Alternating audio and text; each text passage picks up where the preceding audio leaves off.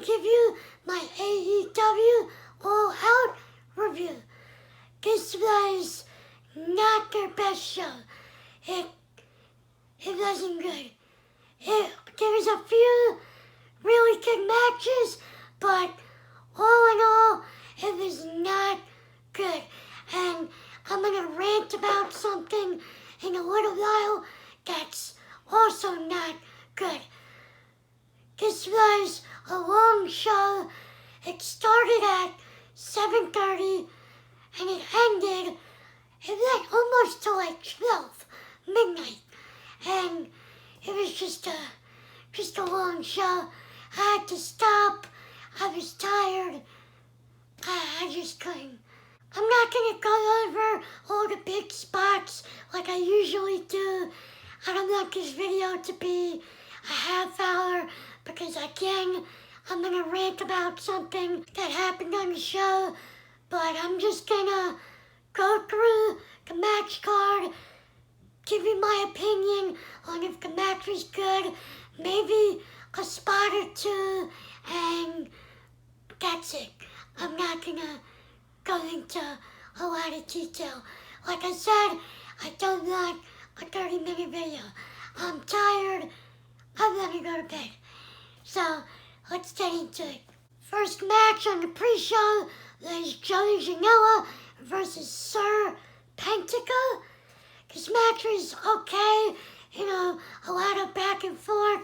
Joey Janela hit this nice combination of a Death Valley driver into the spinning Thunderbomb. I thought that was pretty cool. He also hit a top rope fisherman's suplex. That was good. The match ended. Joey Janela went up to the top, hit like a Macho Man elbow for the win. Next match was Private Party versus the Dark Order's John Silver and Alex Reynolds. Again, I thought this was a good match. I thought John Silver was really good. He had this nice, reverse F5 kind of move that he did. Silver and Reynolds hit this nice kicking combination into a double German, pin. That was pretty good. The match ended with Private Party hitting the gin and juice. So, again, good match. Pre-show was good. First match on the card was Big Swole versus Britt Baker. And man, was this not good. This was a Took and Nails match, or was supposed to be. I heard that whatever plans they had got bumped and they turned it into a movie or a cinematic kind of match from Baker's dental office. So the match starts. Big Swole pulls up in Britt Baker's Rolls Royce. She goes into the office. Rebel is there at the front desk.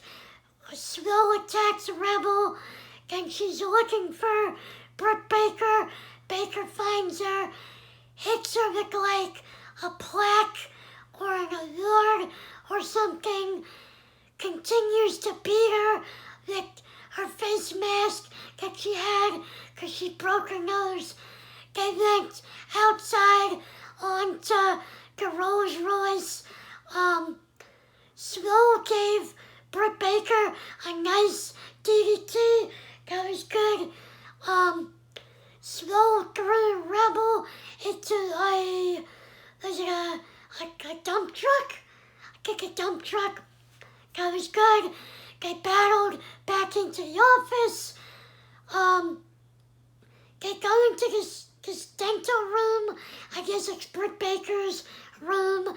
And she takes a shot full of Novocaine. Or it should have been Novocaine. Say again? Or was supposedly Novocaine. Big Swole blocks it. Stabs Britt Baker with a shot. Britt Baker's leg goes numb. Big Swole grabs another plaque from an award punches it in her face, and then puts an oxygen mask on Britt Baker. Britt Baker passes out, and Big Swole won. This was not good. I did not like this. Next is the Young Bucks versus Jurassic Express, Luchasaurus, and Jungle Boy. This was, in my opinion, the match of the night, as I expected it to be. I said either this one or the tag team title match. They did a spot where Matt Jackson did like a series of overhead suplexes to Jungle Boy. He did like 3 of them in the ring, and then they went outside the ring. They almost got caught in the ropes and messed up, but they made it over the top rope. He did 2 more suplexes to Jungle Boy.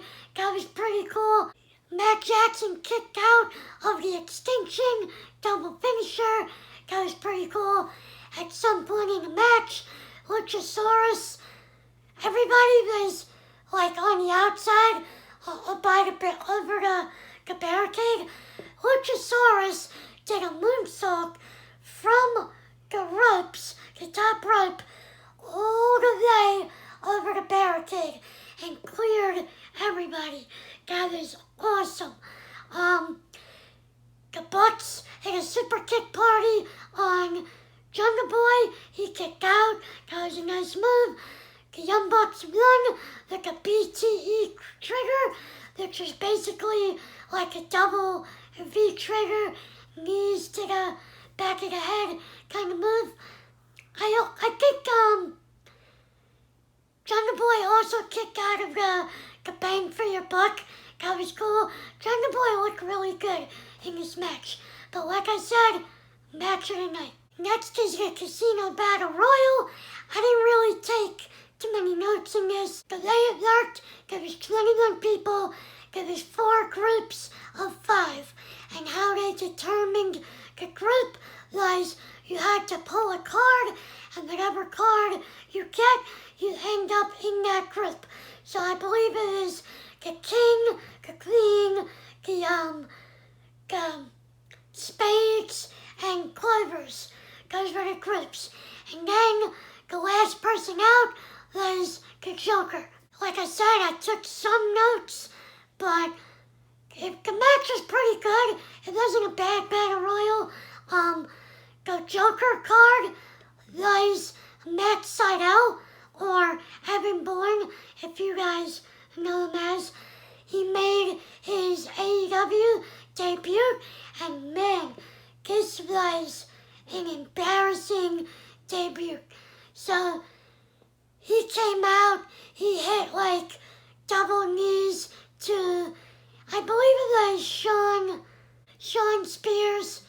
So Sydal goes up to the top and goes for his shooting star press. The man jumps off the top rope and slips. My heart fucking dropped. I thought this man broke his neck. He could have ended his career on that one slip. It was bad. But luckily, he was okay. So the next spot I'm going to talk about is Darby Allin.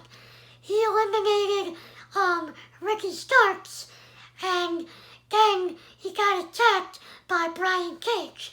Now, Ricky Starks brought in a body bag and thumbtacks. So Brian Cage put Darby Allin in the body bag and just powerbombed this man in the body bag full of thumbtacks, powerbombed him over the top rope onto the stage. This was a nasty spot. I think they said he got injured. I'm not sure, but commentators said something about an injury. This was bad.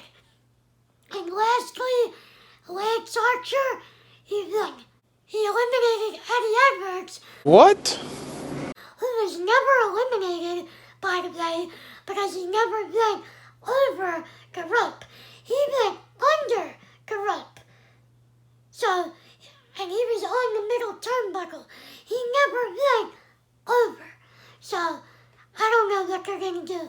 But they said Lance Archer won. And he has a future AEW Championship match. So, he's going to fight the winner of the main event, which I'll get into at some point in the future. Now, here's where everything went to shit. And AEW, I don't like to blame them for shit because they're a new company and they're good and whatever, but this is their fault. This is an example of why you do not listen to the talent when they tell you they can continue. This is where AEW needed to be smart and put their foot down. But they didn't do that. So let's get into it.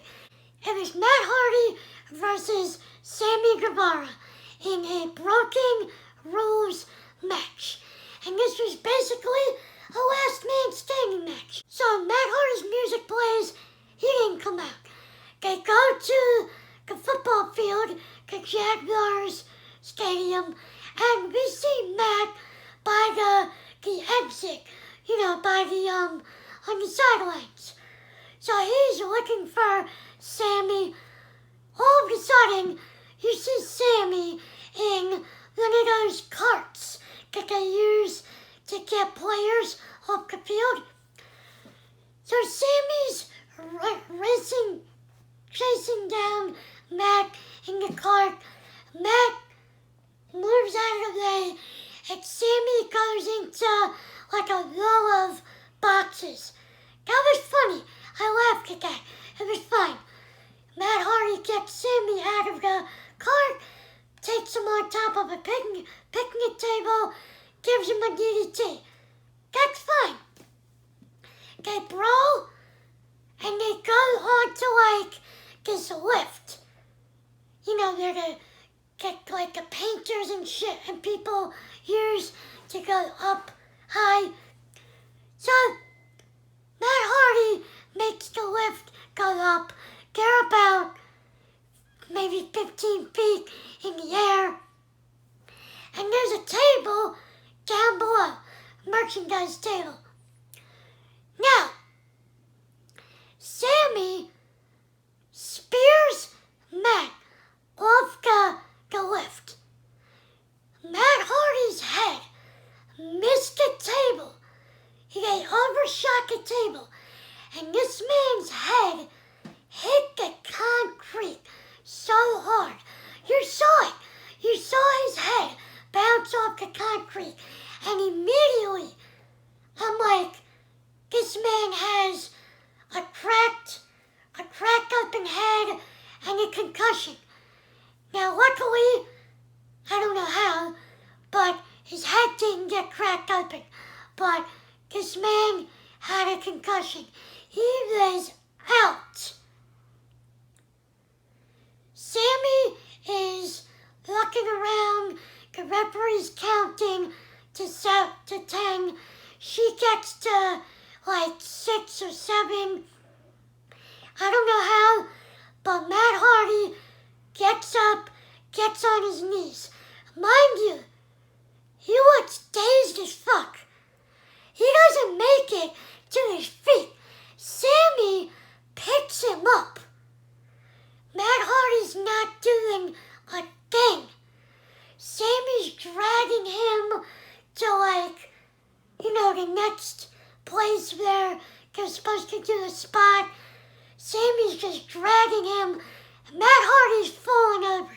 He can't stand up. He can't look. So he starts, gaining consciousness. He's punching Sammy in the stomach. Sammy, goes off. Sammy comes back. He tries throwing Matt into a table. Matt Hardy can't run. His legs give out. He just falls. And the referee, Aubrey Edwards, sees this, and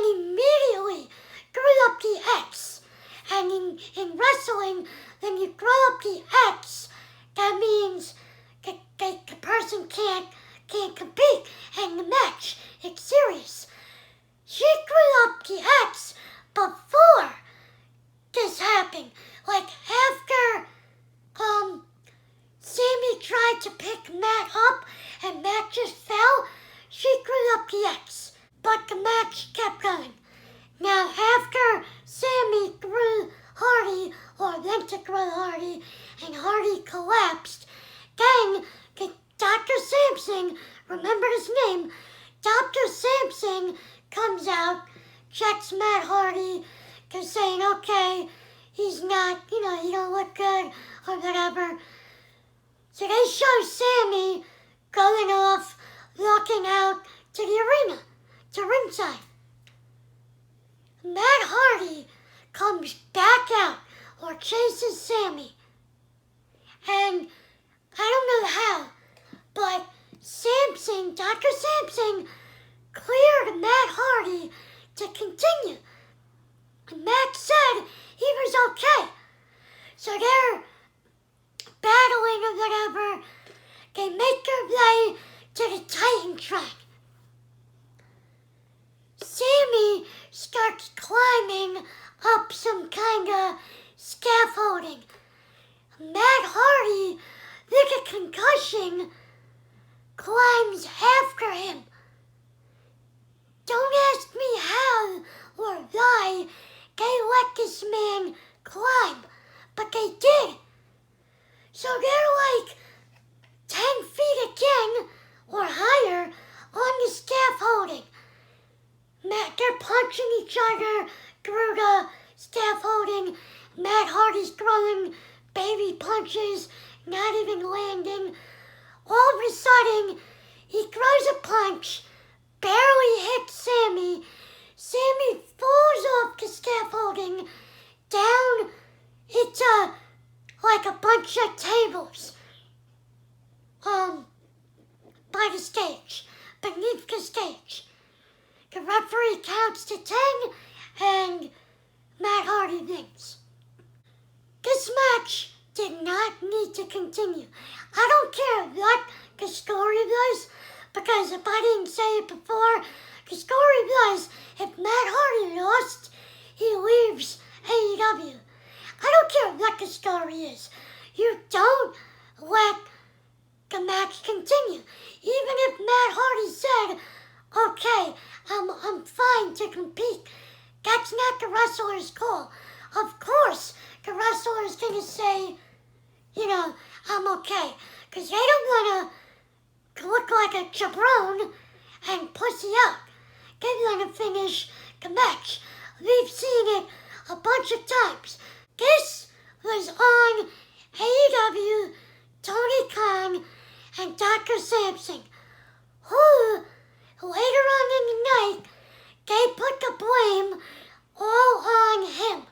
First, a couple matches later, they said that Sampson, while they were on Sammy going to the ring, Sampson checked Matt Hardy and cleared him to finish the match.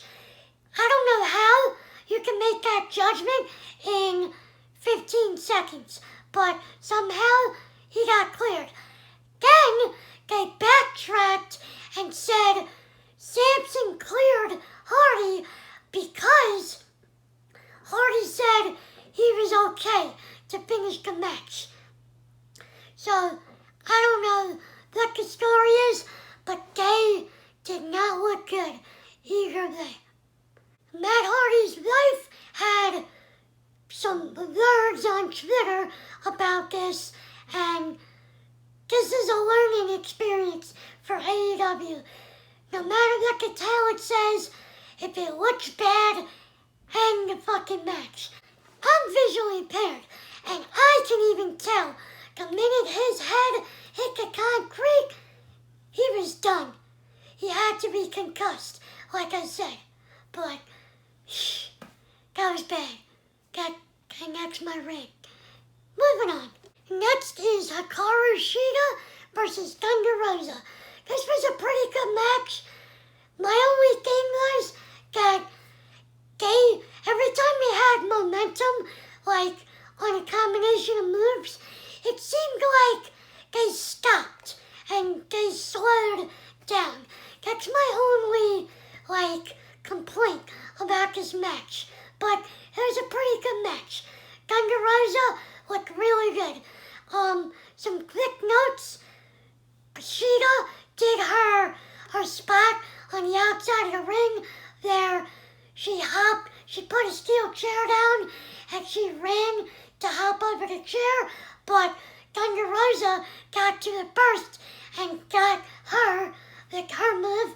That was pretty good. Shida, they got back into the ring, and Thunder Rosa got Shida in like a pendulum hold.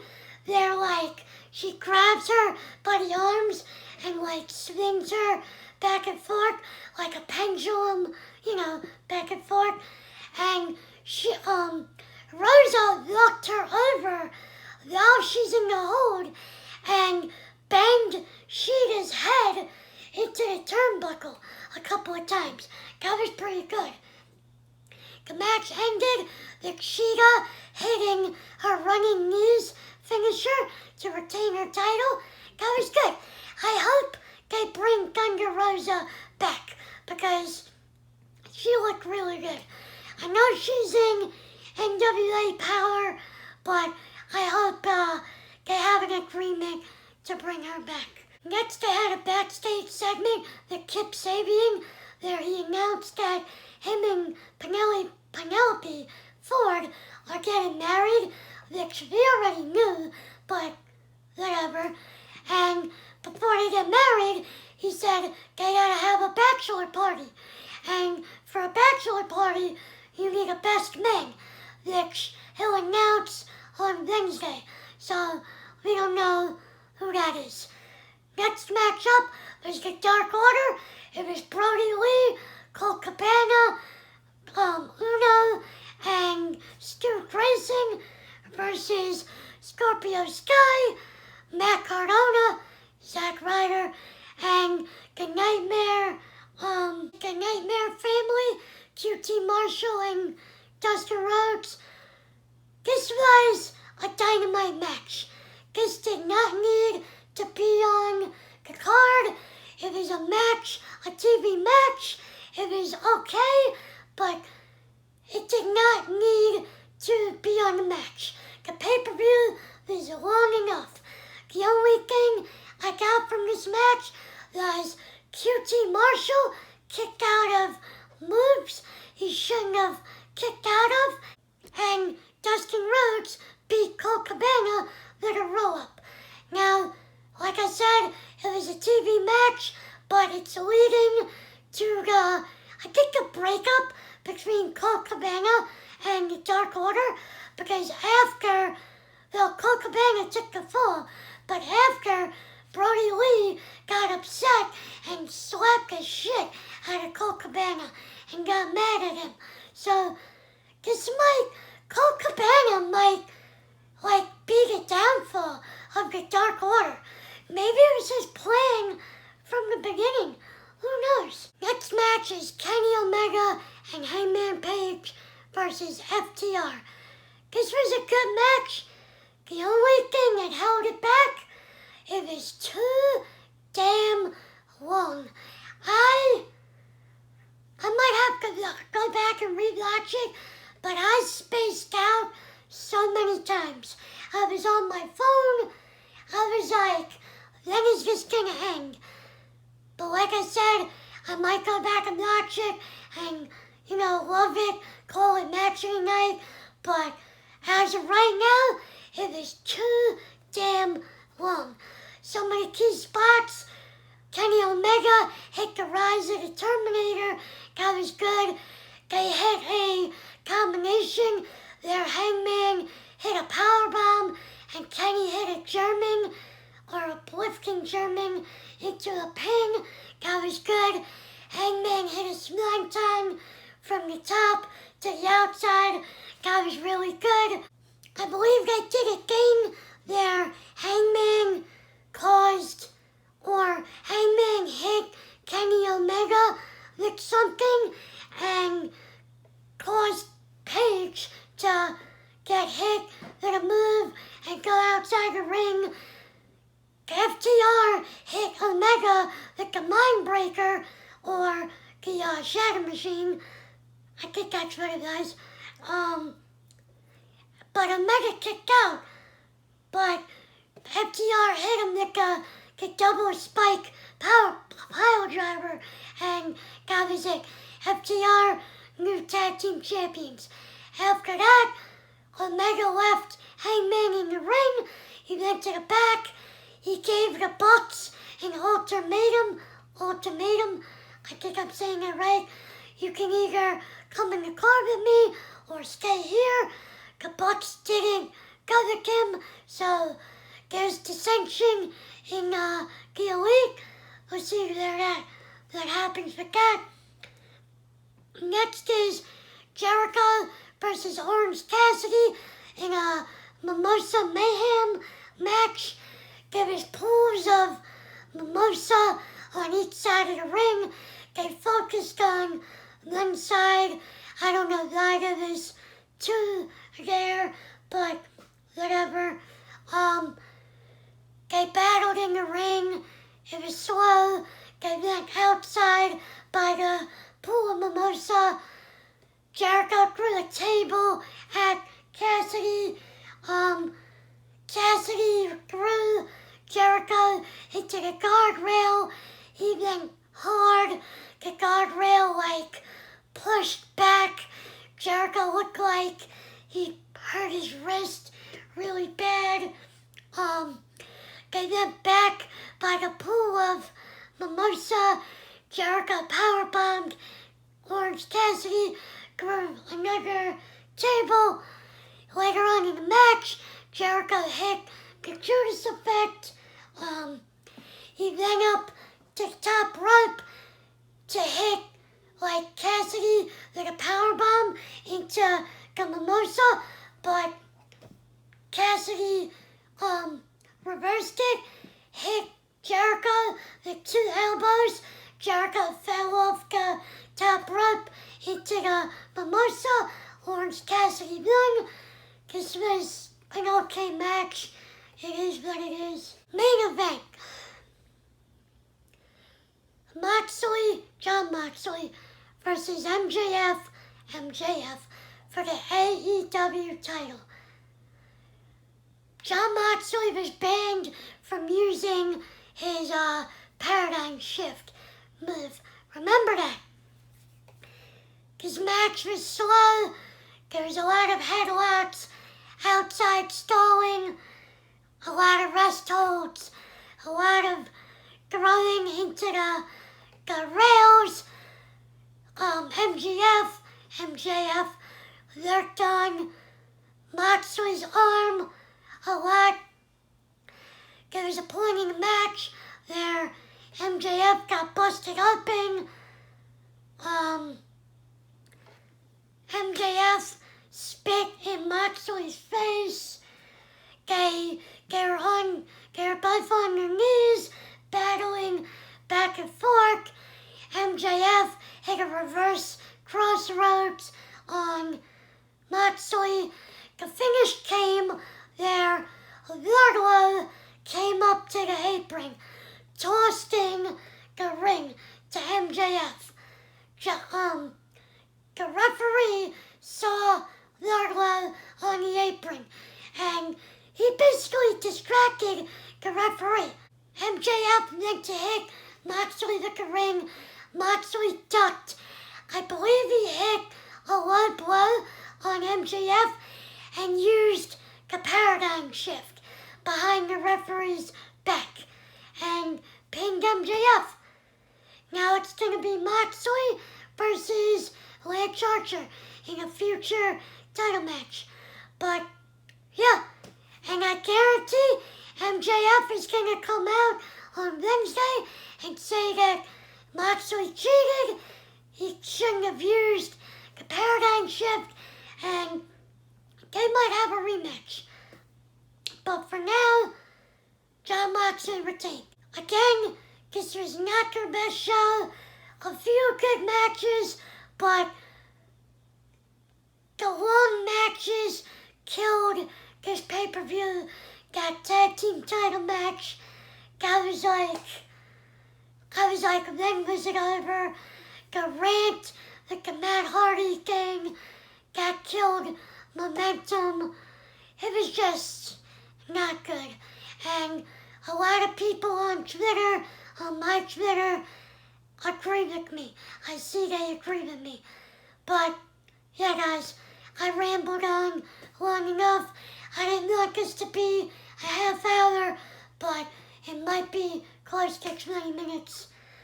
But let me know what you thought of the show. If you watched it, if you like it, leave a like. If you like my review, subscribe. If you're new, turn on your post notifications so you know when I upload. And have a nice night, guys. I'm going to bed. Peace.